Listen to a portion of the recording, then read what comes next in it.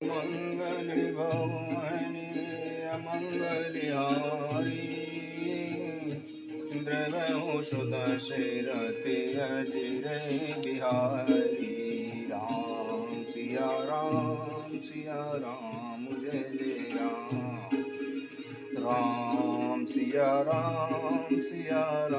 जय जय राम। पिछले विश्राम में हमने सुना मंत्रा कैकेयी की बुद्धि फेरने के लिए अनेक प्रयत्न करती है। अब आगे सुनते हैं। मंत्रा कैकेयी से कहती है कि राजा के पास तुम्हारे 2 वचन तुम्हारी धरोहर हैं। आज उन्हें राजा से मांगकर अपनी छाती ठंडी करो। एक वचन में भरत के लिए राज मांग लो, दूसरे में राम के लिए वनवास मांगो और इस प्रकार अपनी सौतन का आनंद छीन लो। भूपति राम शपथ जब करई, तब मांगे जय वचन न टरई। होई अकाजु आजु निस बीते, बचन मोर प्रिय मानहु जतीते। जब राजा राम की सौगंध खा लें तब वर मांगना, जिससे वचन टल ना सके। आज की रात बीत जाने पर सारा काम बिगड़ जाएगा। मेरी बात को प्राणों से भी प्रिय समझना। पापनी मंत्रा ने घात लगाकर कहा, अब तुम को भवन में जाओ और सारा काम बड़ी सावधानी से बनना, राजा की बातों में न आना। कुबड़ी को रानी ने प्राणों का समान समझकर बार बार उसकी बुद्धि को सराहा और बोली, संसार में तेरे समान मेरा हितैषी दूसरा कोई नहीं है। तू मुझे बहे जाने वाली के लिए सहारा बन गई। यदि विधाता कल मेरे मनोरथ पूरा कर दे तो मैं तुझे अपनी आंखों की पुतली बना लूं। इस प्रकार दासी को अनेक प्रकार के आदर देकर रानी कैकेयी को भवन में चली गई। विपत्ति बीजू बरसारी तुचेरी, भूई भई कुमति के कई केरी।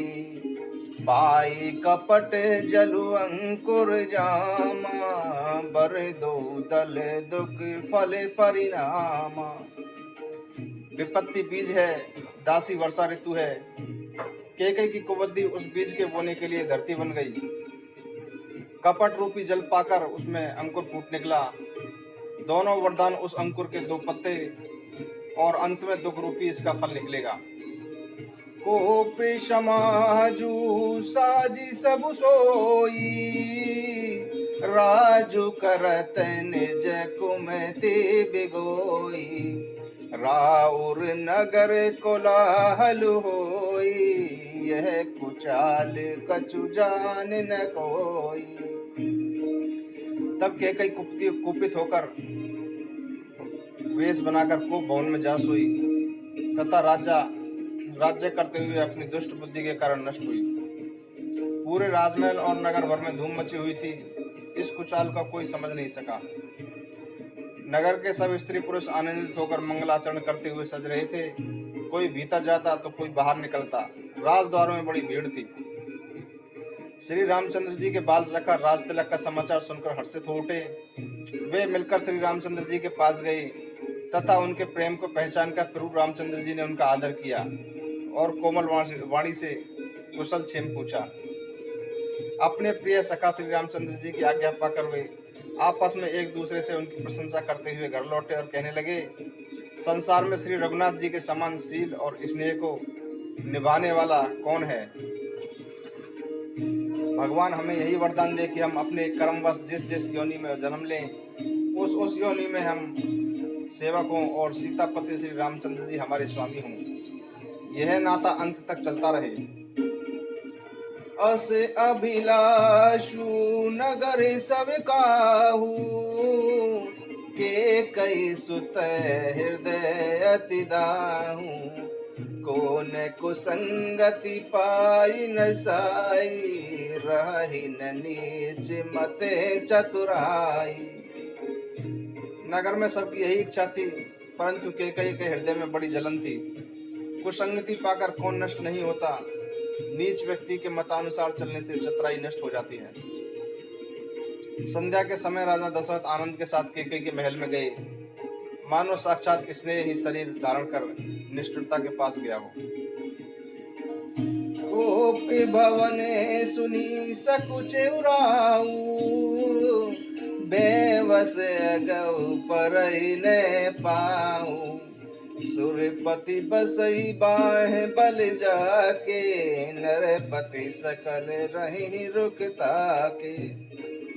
को भवन का नाम सुनकर राजा सहम गए, डर के मारे उनके पांव आगे नहीं पड़ते। स्वयं देवराज इंद्र जिनकी भुजाओं के बल पर निर्भर हैं और संपूर्ण राजा जिनकी ओर देखते रहते हैं, वही राजा दशरथ स्त्री का क्रोध सुनकर सूख गए। कामदेव का प्रताप और महिमा दो तो देखिए, जो त्रिशूल वज्र और तलवार आदि की चोटों भी सहने वाले हैं, वही कामदेव पुष्पबाण द्वारा मारे गए। राजा डरते डरते कैकेयी के पास गए। उसकी दशा देखकर उन्हें बड़ा दुख हुआ। कैकेयी जमीन पर पड़ी थी, पुराना मोटा कपड़ा पहनी हुई थी, शरीर के नाना आभूषणों को उतार कर फेंक दिया था। द्रौपदी कैकेयी का यह बुरा वेश ऐसे शोभायमान हो रहा था मानो उसके विधवापन की सूचना हो। राजा उसके पास जाकर कोमल वाणी से बोले कि हे प्राणप्रिय, किस लिए रूठी हो? यह कहकर राजा ने उसे अपने हाथों से स्पर्श किया तो उसने उनके हाथ को झटक कर हटा दिया और ऐसे देखने लगी मानो क्रोध से भरी हुई नागिन क्रूर दृष्टि से देख रही हो। दोनों वरदान उस नागिन की 2 जीवे और 2 दांत हैं, वह उसके लिए मर्म स्थल देख रही है। तुलसीदास जी कहते हैं कि राजा दशरथ मनोहर के वश में होकर इस प्रकार हाथ झटकने और नागिन की भांति देखने की काम प्रेरणा की समझ रहे थे। वे बार बार कह रहे थे कि हे सुखमही, हे सुलोचनी, हे कोकिल बहनी, हे गजगामिनी, मुझे अपने क्रोध का कारण तो बताओ। हे प्रिय, किसने तेरा अनिष्ट किया है? किसके 2 सर हैं? यमराज किसने अपने लोग ले जाना चाहते हैं? कहो, किस कंगाल को राजा कर दूं या किसे देश से निकाल दूं? सकऊं तोरे अरि अमरऊ मारी, काहे कीट बपुरे नर नारी। जानसी मोर सुबाहु बरेऊ, मनु तब आनन चंद चकोरू। तेरा शत्रु देवता भी हो तो मैं भी उसे मार सकता हूँ। कीड़े मकोड़ों के समान पर नर नारी तो चीज ही क्या है। हे सुंदरी, तू तो मेरा स्वाभिमान जानती हो कि मेरा मन सदा तेरे मुख रूपी चंद्रमा का चकोर बना रहता है। हे प्रिय, मेरी प्रजा, कुटुंबी, संपत्ति, पुत्र, यहाँ तक कि मेरे प्राण भी तेरे अधीन हैं। यदि मैं तुझसे कपट करके कहता जाऊं तो मुझे 100 बार राम की सौगंध है। तू प्रसन्नता पूर्वक अपनी मनचाही मांग ले और अपने सुंदर अंगों को आभूषणों से सजा। मन में मौका बेमौका तो विचार कर देख। हे प्रिय, शीघ्र ही इस बुरे कुवेश को त्याग दे। यह सुनकर और मन में राम जी की सौगंध पर विचार कर मंदबुद्धि कैकेयी हंसती हुई उठी और गहने पहनने लगी, मानो कोई भीलनी मृग को देखकर फंदा तैयार कर रही हो। पुनः कहीं राहु श्रेष्ठ जय जानी, प्रेम पुल की मृदु मंजुल बानी। भामिनी भयऊ तोर मन बावा, घर घर नगर आनंद बधावा। कैकेयी को अपने मन में अनुरक्त जानकर राजा दशरथ जी प्रेम से पुलकित होकर कोमल वाणी में बोले कि हे भामिनी, तेरा मन चिता हो गया। नगर में घर घर आनंद के बधावे बज रहे हैं। राम ही देव काली जुबराजू, सजहि सुलोचनी मंगल साजो। जल की उठे सुनि हृदय कठोरू, जन चुई गए पाक बर तोरू। मैं कल ही राम को युवराज पद दे रहा हूँ, इसलिए तू मंगल साज सज। यह सुनते ही कैकेयी के कठोर हृदय फटने लगा, मानो कोई पका हुआ कोड़ा छू गया हो। लेकिन इस पीड़ा को भी उसने हंसकर छिपा लिया, क्योंकि चोर की स्त्री प्रकट होकर नहीं रोती। राजा उसकी चतुराई को नहीं समझ सके, क्योंकि वह कुटिल शिरोमणि मंत्रा रूपी गुरु की पढ़ाई हुई थी। यद्यपि राजा नीति में निपुण है, परंतु क्रिया चरित्र भी अथाह समुद्र है। फिर वह कपट जो प्रेम बढ़ाकर नेत्र और मुंह मोड़कर हंसती हुई बोली, हे प्रियतम, आप मांग मांग तो कहा करते हैं पर देते लेते कुछ भी नहीं है। आपने 2 वरदान देने को कहा था, उनको भी मिलने में संदेह है। राजा ने हंसकर कहा कि अब मैं तुम्हारा मर्म समझा। मान करना तुम्हें परम प्रिय है। तुम्हें उन वरों को धरोहर रखकर फिर कहीं मांगा ही नहीं, और मेरा भूलने का स्वभाव होने से मुझे भी वही प्रसंग याद नहीं रहा। मुझे झूठ मूठ दोष मत लगाओ। चाहो 2 के बदले 4 मांग लो। रघुकुल में सदा से यह रीति चली आई है कि प्राण भले ही चले जाएं पर वचन नहीं जाता। असत्य के समान पापों का समूह भी नहीं।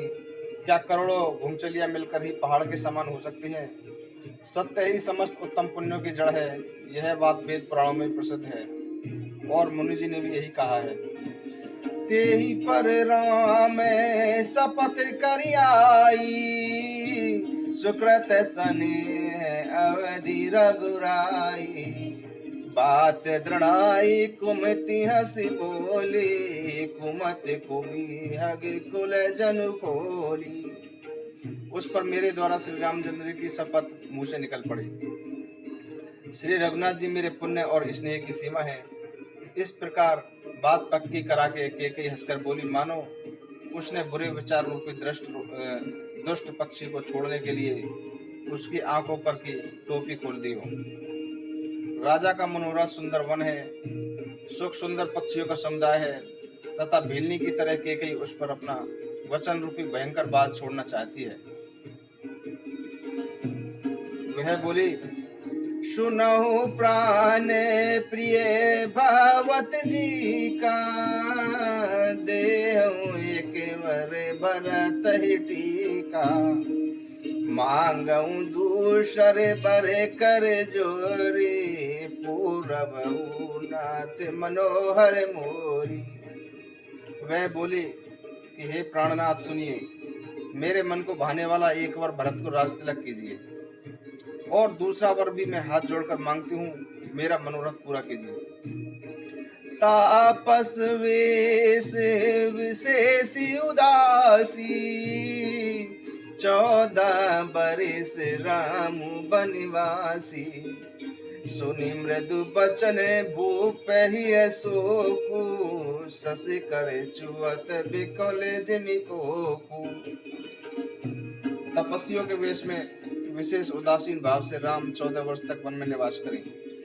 केकई के विनय युक्त वचन सुनकर राजा के हृदय में ऐसा शोक हुआ, मानो चंद्रमा की किरणों के स्पर्श से चकवा विकल हो जाता है। राजा सहम गए, कुछ कहते न बना, मानो वन में बटेर पर बाज छपटा हो। राजा का रंग बिल्कुल उड़ गया, मानो ताड़ के पेड़ पर बिजली गिर गई हो। माथे पर हाथ रखकर तथा दोनों नेत्र बंद करके राजा ऐसे सोचने लगे, मानो साक्षात सोच ही शरीर धारण करके सोच रहा हो। वे सोच रहे थे कि मेरा मनोरथ रूपी कल्पवृक्ष फूल चुका था, परंतु केकई के हथनी की भांति उसे जड़ से भी उखाड़ कर नष्ट कर डाला। केकई ने अयोध्या को उजाड़ दिया और विपत्ति की सुदृढ़ नींव डाल दी। किस अवसर पर क्या हो गया, स्त्री का विश्वास करके मैं वैसे ही मारा गया, जैसे योग को सिद्धि रूपी फल मिलते समय अविद्या योगी को नष्ट कर देती है। इस प्रकार राजा मन ही मन खींच रहे हैं। राजा का ऐसा हाल देखकर द्रौपदी केकई मन में क्रोधित हुई और बोली, क्या भरत आपके पुत्र नहीं है, अथवा मैं आपकी विवाहिता पत्नी नहीं हूँ? जो मेरा वचन सुनते ही आपका बाण जैसा लगा, तो आप सोच समझ कर बात क्यों नहीं करते? उत्तर दीजिए, हाँ कीजिए, नहीं तो ना कर दीजिए। आप रघुकुल में सत्य प्रतिज्ञा करने वाले हैं। आपने ही वर देने को कहा था, अब न दीजिए। सत्य को छोड़िए और जगत में अपयश बन जाइए। अपने सत्य की सराहना करने वर देने को कहा था, तो क्या यह समझा था कि मैं चबेना ही मांग लूंगी? राजा शिवी, दधीची और बलि ने जो कुछ कहा, शरीर और धन त्याग कर भी उन्होंने उस वचन को निभाया। उस समय केकई अति कड़वे वचन कह रही थी, मानो जले पर नमक छिड़क रही हो। धर्म की धुरी को धारण करने वाले राजा दशरथ ने धैर्य पूर्वक अपने नेत्र खोले और सिर धुनकर तथा लंबी सांस लेकर कहा कि तूने मेरे लिए ऐसी कठिन परिस्थिति उत्पन्न कर दी है जिससे बच निकलना कठिन हो गया है। प्रचंड क्रोध से जलती हुई केकई उस समय इस प्रकार दिखाई पड़ी, मानो क्रोध रूपी तलवार म्यान से बाहर निकल आई हो। कुबुद्धि इस तलवार की मूठ है, निष्ठुरता धार है, मंत्रा रूपी शान पर चढ़कर जो तेज हुई है। राजा ने देखा स्थिति भयानक और कठोर है और सोचा, क्या यह मेरा जीवन लेगी? तब राजा अपनी छाती कड़ी करके अत्यंत नम्रता के से सचमुच बोले, प्रिय बचन कसी कहसी कुबाती, वीर प्रीत प्रीत करिहाती, मोरे भरत राम दोइया की, सत्य कहूँ कर शंकर साथी। हे प्रिय, हे वीरू, विश्वास और प्रेम को नष्ट करके ऐसे वचन क्यों कह रही हो? भरत और रामचंद्र जी मेरी दो आंखें हैं, यह मैं शंकर जी को साक्षी मानकर सत्य कहता हूँ। मैं अवश्य सवेरे ही दूध भेजूंगा, सुनते ही भरत शत्रुघ्न दोनों भाई तुरंत आ जाएंगे। शुभ मुहूर्त में सारी तैयारी करके तथा डंका बजाकर मैं भरत को राज्य सौंप दूंगा। राम को राज्य का लोभ नहीं है और भरत पर उनका प्रेम है। मैं ही अपने मन में बड़े छोटे का विचार करके राजनीति का पालन करते हुए उन्हें बड़े का राज तिलक करने जा रहा था। राम सपथ सत कहूँ सुभाऊ, राम मातु कछु कहूँ न काहू, मैं सबु कीने तो ही बिन पूछे, ते ते परयु मनोरथ छूचे। मैं 100 बार राम की सागंद खाकर कहता हूँ कि राम की माता ने इस विषय में मुझसे कभी कुछ नहीं कहा। मैं तुमसे बिना पूछे यह सब किया, इसलिए मेरा मनोरथ खाली गया। अब क्रोध छोड़ और मंगल शास्त्र। कुछ ही दिनों बाद भरत युवराज हो जाएंगे। मुझे तो एक ही बात का दुख है कि तूने दूसरा वरदान क्यों मांगा। उस आंच से मेरा हृदय अभी भी जल रहा है। यह दिल लगी है, क्रोध है अथवा सच है। क्रोध को त्याग कर मुझे राम का अपराध बता। सब यही कहते हैं कि राम बड़े साधु हैं। तू सरासी करसी सने, अब सुनि मोहि भयउ संदेह, जासु सुभाव रही अनुकूला, सो किनि करहि मातु प्रतिकूला। तू स्वयं भी तो राम को सराहना करती है, उन पर स्नेह किया करती थी। अब यह सुनकर मुझे संदेह हो गया है कि तुम्हारी प्रशंसा और स्नेह कहीं झूठे तो नहीं थे। जिसका स्वभाव शत्रु को भी अनुकूल लगता है, वह माता के प्रतिकूल आचरण क्यों करेगा। हे प्रिय, हंसी और क्रोध छोड़ दे, उचित अनुचित विचार कर वर मांग, जिससे भरत का राज्य देख सकूं। मछली चाहे बिना पानी के जीते रहे और सांप चाहे बिना मणि के दीन दुखी होकर जीता रहे, परंतु मैं अपने स्वभाववश कहता हूँ कि राम के बिना मेरा जीवन नहीं है। हे प्रिय, मन में विचार कर देख, मेरा जीवन श्री राम के दर्शन के अधीन है। राजा के ऐसे कोमल वचन सुनकर केकई इस प्रकार जल उठी, मानो अग्नि में घी की आहुतियां डालनी हो। केकई बोली, आप भले ही करोड़ों उपाय करें, आप यहाँ आपकी चालाकी नहीं चलेगी। या तो मैंने जो मांगा है वह मुझे दीजिए, वरना ना करके आप इसके भागी बनिए। मुझे बहुत प्रपंच अच्छे नहीं लगते। राम साधु हैं, आप साधु हैं, तो राम की माता भी भली है। मैंने सबको पहचान लिया है। कौशल्या ने मेरा जैसा भला चाहा है, मैं भी उन्हें याद रखने योग्य वैसा ही फल दूंगी। यदि सवेरा होते हुए मुनि का वेश धारण कर राम वन को नहीं जाते, तो निश्चय समझ लीजिए कि मैं मर जाऊंगी और आपका आपेश फैलेगा। अस कहीं कुटले भई उठ ठाणी, मानहु रोष तरंगनि बाणी, पाप पार प्रकट भई सोई, बरी क्रोध जल जाई न जोई। ऐसा कहकर के इस प्रकार खड़ी हुई, मानो क्रोध की नदी उमड़ पड़ी हो, जो पाप रूपी पहाड़ से प्रकट हुई हो, क्रोध रूपी जल से भरी है, तथा जो इतनी भयानक है कि देखी नहीं जाती। दो बर कूल कठिन हट धारा, बावर कुबरी बचन प्रचारा, ठाहत भूप रूप तरुमाला, चली विपत्ति बार दे अनुकूला। दोनों वरदान उस नदी के दो किनारे हैं। कैकई का कठिन हट उसकी तीव्र धारा है, और मंत्रा के वचनों की प्रेरणा भयंकर है। जो राजा दशरथ रूपी वृक्ष को जड़ को उखाड़कर ढहाती हुई विपत्ति रूपी समुद्र की सीधे चली जा रही है। राजा ने समझ लिया कि बात वास्तव में सच्ची है। स्त्री के बहाने मिटती हुई मेरे सिर पर नाच रही है। फिर राजा ने कैकई के चरण पकड़कर तथा उसे बिठाकर विनती की कि तू सूर्यकुल रूपी वृक्ष के लिए कुल्हाड़ी मत बन। मांगू मात अब ही देव तो ही, राम ब्रजन मार सिमोही। राखु राम कहूँ जैते बाती, नाहित जरई जन्म भरी छाती। तू मेरा मस्तक मांग ले, मैं तुझे अभी दे दूंगा, पर राम के विरह में मुझे मत मार। जैसे भी हो तू राम को रख ले, नहीं तो तेरी छाती जीवन भर जलेगी। राजा ने देखा कि रोग असाध्य है, तो वे अत्यंत आर्तवाणी से हा राम हा राम हा रघुनाथ कहते हुए सिर पीट कर जमीन पर गिर पड़े। व्याकुल राऊ शिथिल सब गाता, करनी कल्प तर मन हुन पाता। कटु सुख मुख आवने बानी, जनु पाटी दीन बिनु पानी। राजा व्याकुल हो गई, उनका शरीर शिथिल पड़ गया, मानो हथिनी ने कल्प वृक्ष को उखाड़ फेंका। कंठ सूख गया, मुख से बात नहीं निकलती, मानो बिना पानी के मछली तड़प रही हो। कैकई ने फिर कड़वे और कठोर वचन कहे, मानो घाव में जहर भरी हो। वह बोली, जो अंत में ऐसा ही करना था तो आपने मांग मांग किस बल पर कहा था। ठहाका मारकर हंसना और गाल फलाना, क्या ये दो काम एक साथ हो सकते हैं? दानी भी कहाँ और कंजूसी भी कहना, क्या इस प्रकार क्षेम कुशल भी रह सकती है? अब आप या तो अपनी प्रतिज्ञा छोड़ दीजिए या धैर्य धारण कीजिए। यो ऐसा स्त्री की भांति मत रोइए। सत्यव्रती के लिए तो शरीर, स्त्री, पुत्र, घर, धन और पृथ्वी सब तिनके के बराबर होते हैं। कैकई के मर्म भेदी वचन सुनकर राजा बोले, तू जो चाहे कह, तेरा कुछ दोष नहीं है।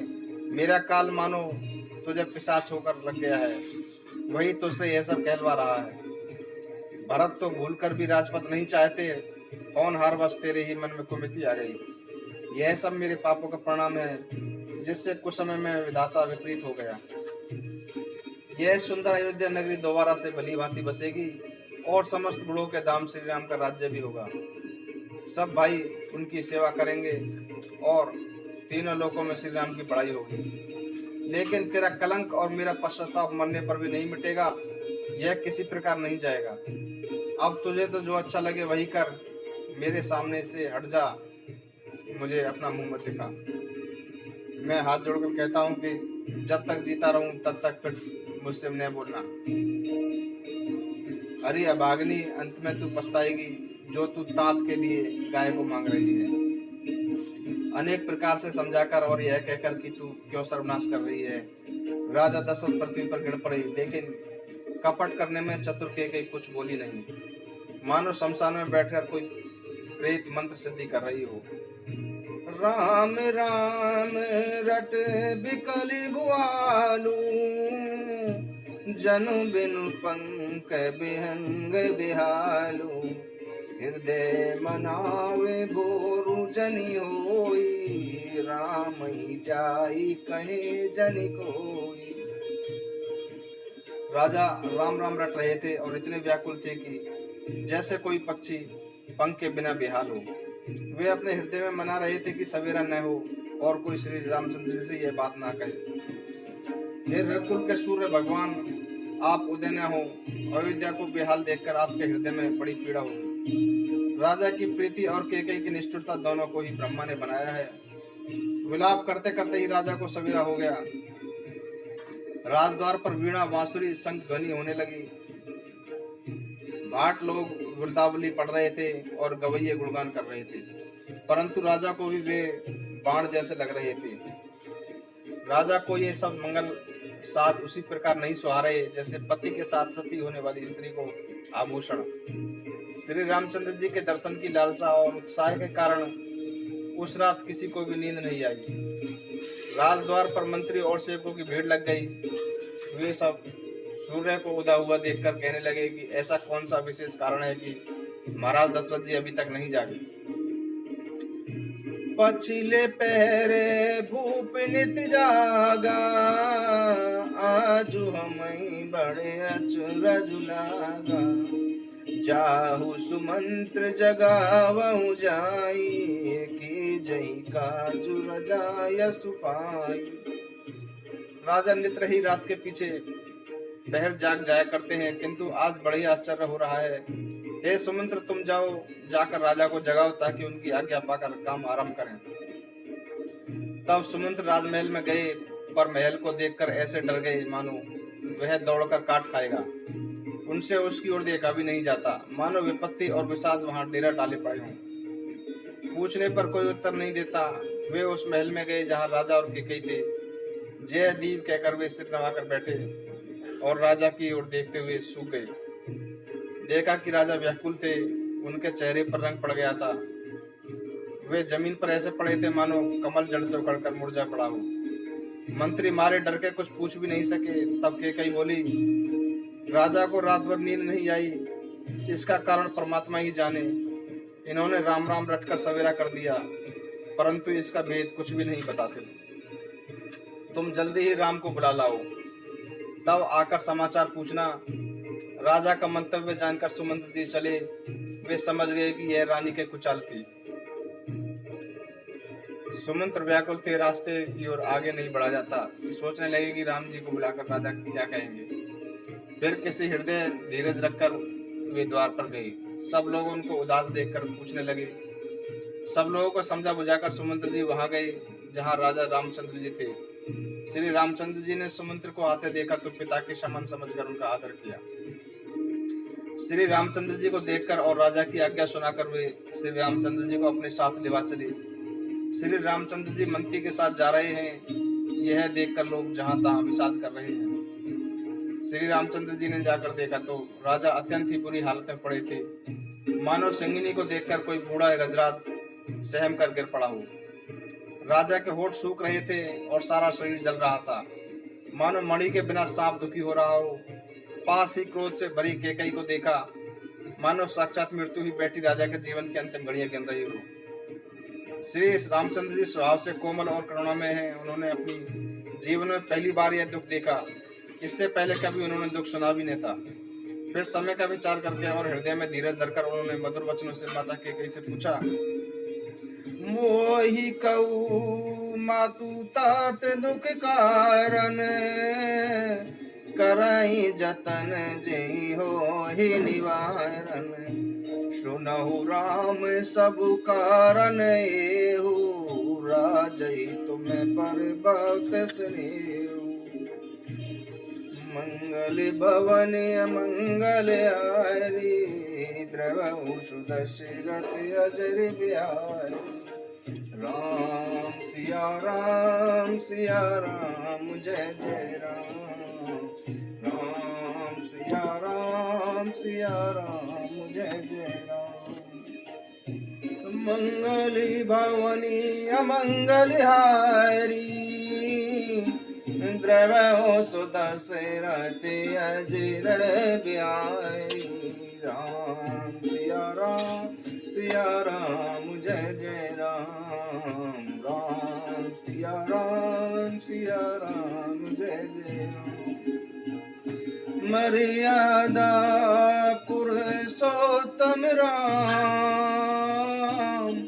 कौशल्या के प्यारे राम। राम सिया राम जय जय राम। राम सिया राम जय जय राम।